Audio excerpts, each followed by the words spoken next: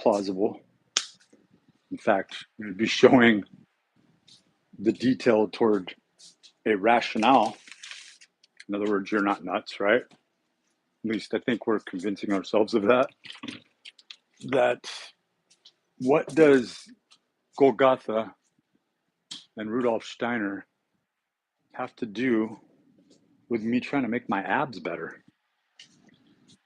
And I guess then the question would be posed. I got to open up my, speaking of pose to depose. Got to keep drinking nice and cool. Why then would you want to improve yourself at all? And in this, we find intent. What do you intend to do?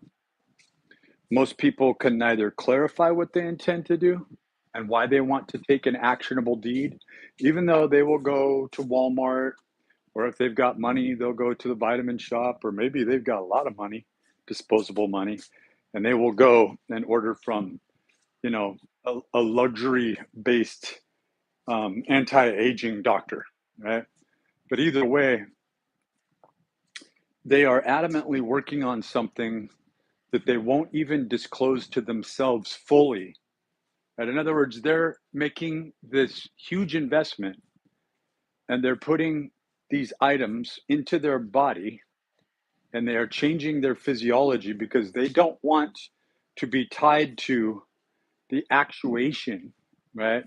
The catalyzing agent, which is your intent. That's the main thing, right? That science and medicine leaves out, is why you're taking a supplement, why you're using a product, what you're using it for. And more so, it gets into the areas of God and who you worship. And you got to understand that when you bow down in a church or whatever, a temple, a mausoleum, wherever you're worshiping, you're all worshiping a different God, right? So you have inside you what your deepest wants, desires, and aspirations are. Now, they should be transcendence, and perfection and purification should be an item of transcendence with everyone and everything into the higher state of being and becoming. That should be the goal for us all.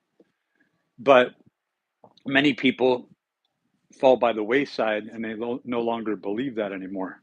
So if you were to find the miracle cure and you were to be able to take one vitamin supplement to where the next day you wake up and you have not an ounce of fat on your body, you feel amazing, you couldn't tell how old you are looking in the mirror, no sag in the skin, no wrinkles, even things like chipped teeth and balding hair grow back, right, to your former state of countenance, right? Then you would have to deal with the aspects that got you into wanting to go through this aging process in the first place, willing it, in fact, which is the fact that you now are succumbing to self-worship and your own sexual deviance, right? So those who have transcended this have then been given other, have been attacked from other areas of interest, from the people that they love, to their education, to their prosperity. They were outright blocked from bringing this information out. But for some reason, and it should be scary to us because there's no need to do it at this point, right? That should be very scary. Why was it so important just 20 or 30 years ago, even a few years ago, for some unseen entity, some unseen consciousness, some unseen force to be able to be given way to attack us and block us from reaching this place? And then suddenly all information is available to us on YouTube and through online mechanism. Isn't that crazy? That somebody with the fortitude could gain the level of education and understanding that's available just by going into these college courses and really taking notes and studying something. You could actually gain the education in any field that you endeavor. It's all out there even today. So it's very important to talk about this as the main subject. And that is, as you take on the form follows function, function into form, you are then connected to almost like a communication line. It's like a cybernetic Metcalfe's law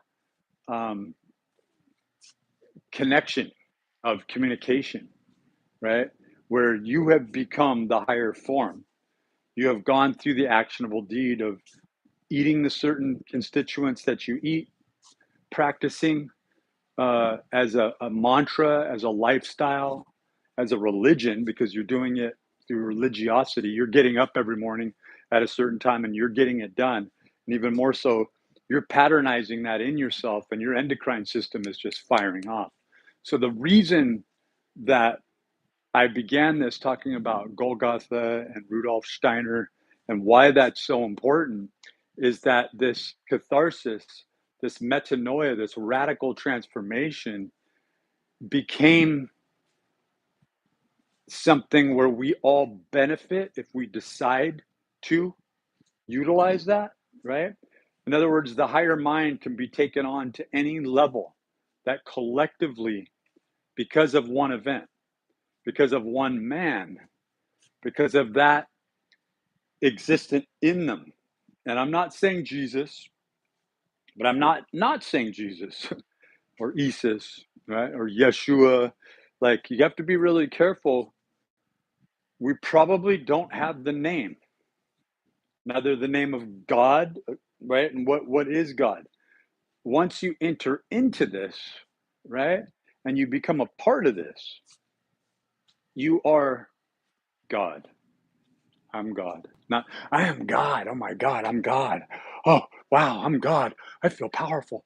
And then you know, it's like a drug and you just want to go abuse that power. And then you're not God anymore. You were God for like a millisecond. When you say, I'm God, God's experiencing through me, right? This is the one mind. Then you begin to understand what the truth catharsis, what the true metanoia, what the true quickening is all about. We're talking about some deep stuff, but notice how at one time, like just, and this has been used so many times, right? But if I was to take this cell phone back, okay, I'm going to get a little drink, and I took it back to when I was a kid, late 70s, right? I would think that an alien just popped out of the sky. Whoever was holding this cell phone, especially if it had service, right? Good luck finding service on a planet that's not, but they probably had service. Yeah. Watch that Sean Ryan show. Watch Danny Jones. Watch Jesse Michaels. Watch Theories of Everything with Kurt Jamungle. Didn't mean to put you in the back because you definitely are not, man. But, and thank you for all your contributions, all you guys, really, and more. Richard Dolan, Russ Coulthart, so many others, so many others. Too many. I mean, even Stephen Greer, you know, as much as he might be working for an agenda or whatnot and be short-sighted, which is what I really see in him, he's still, God's work, you could say, is still being done through him. But a transformation occurred. Could have been young Sadi, the Zoroaster, right? And it might just happen and come upon people, whether or not they are even in the mind state. But the point is that it has now taken over the field, and it is a choice. And so as we look around us, all we see is sin. All we see is people diabolically working against us. All we see is short-sighted. I mean, to become a misanthrope, a xenophobe, a misogynist for men, obviously, and to get on a man-hating campaign, to see all males as megalomaniacs, to see demagogues in their own little tiny lives, you lose hope for humanity. And you're not wrong, because as you look at it, and as in this last video, I said that Ben Howard, one of my favorite musicians, Damien Jurado is another one, Low, Mazzy Star, some of my favorites, Ida Late Blues, very good stuff.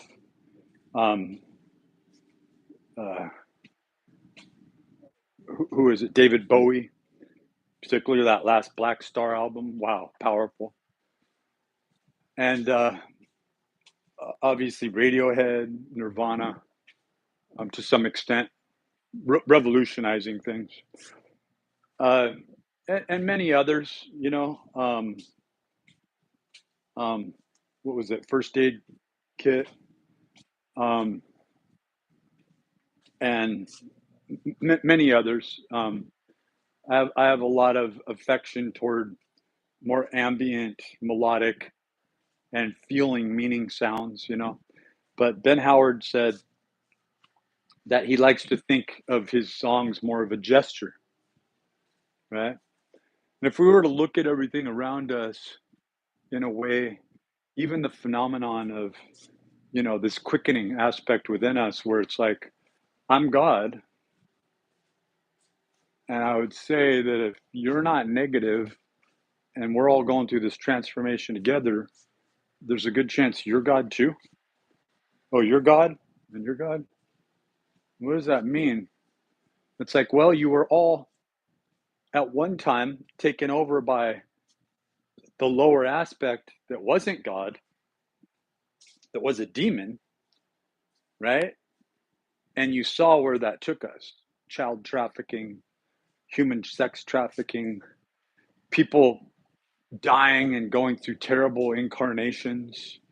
And then things that are alluded to with when I watch Robert Bigelow in his interviews, I feel scared. I do. I feel scared for humanity. The little brown girls that are looked past and treated like crap, what they had to come out with. And then the seduction that occurs with this witchcraft to where that little girl can no longer be a little girl. She has to grow into a seductive, guile-based woman. And it's like women, womanhood, sexuality is good and this and that. And it's like, no, men and women are wrong. And it's a disgusting thing that's happening. We're all children of God. We should all want to be God in God's infant state. And that doesn't mean not maturing and not progressing. It means to become more, to not become less. I am not the screw and I am not the bolt.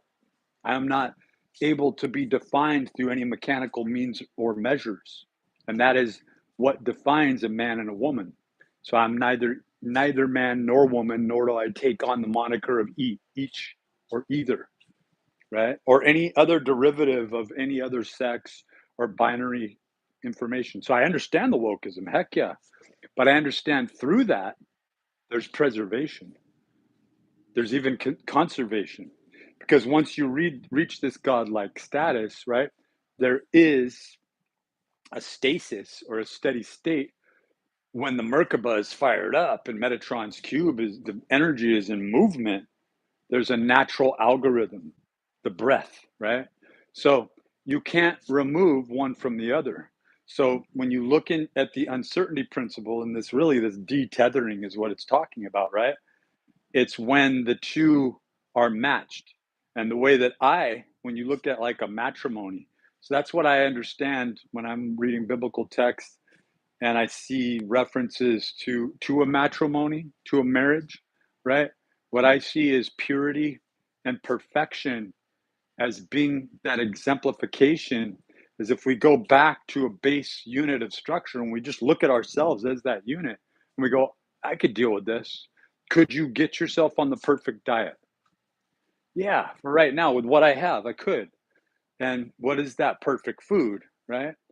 And how do we better that so we're not killing animals? How we're not going through massive amounts of water and having to, you know, be exploited and exploit one another by means of a financial system that is going to invariably be corrupt, right? Everybody wants to posture themselves above the next person, and none are worthy, right? So, in this, they have taken it way beyond a gesture. They have put it into a way of life, and they have even proclaimed themselves above other people, right? To the point where the Rothschilds, the Rockefellers, they have gone on for generations until they all look like they're all attributed to a Habsburg, you know, lip. It's like you're so inbred, right? And of course, they're going to be allowed to have free reign because they don't really pose a threat to anybody. They can't really think too clearly about any specific subject. They can't really put the actions into an actionable deed. They are just as much prisoners as the people that they are keeping prisoners. But Jacob Rothschild's dead. The Queen is dead, right? And the Pope isn't really sitting on the throne waiting for God's return, right? He should be, he's saying God doesn't live in me. Do you understand that? Are you understanding the cryptic aspect of what's being communicated? And for each of us to say, God lives in me. And though I am a faulty person, it is because I lived in sin. And I no longer live in sin or of sin. I live of the true self and through the true self, right? Because it all leads back to every religion. And that is the falsified notion of self. There is only one self. Once you see that there is only one self, if you're still selfish at all, you're inviting demons to have a stronghold over you. And these are lesser notions of lesser gods. There aren't really multiple gods, you see. There is God and there are demons that are worshipped as God. There are lesser gods. There are certain abstractions, just like the rotation, the planetary orbit. You have a certain distance and the attributions of a certain distance from the sun, a certain distance from one planet to the other, right? And then you start to see how each takes on this sort of democratic procession, but it all leads to samsara. It all takes you through this wheel, through this cycle. And what you are supposed to learn from it and what you are supposed to walk away from with it is that you have not proclaimed yourself as God. And if you have done it, you did it for a brief moment where it just made you so high on yourself that you couldn't handle it and you abused it instantly. And that download lasted like a nanosecond. You thought and felt it. You felt this surge, and it ain't going to visit you again in a long time. But you can bypass that. That's the beauty of today.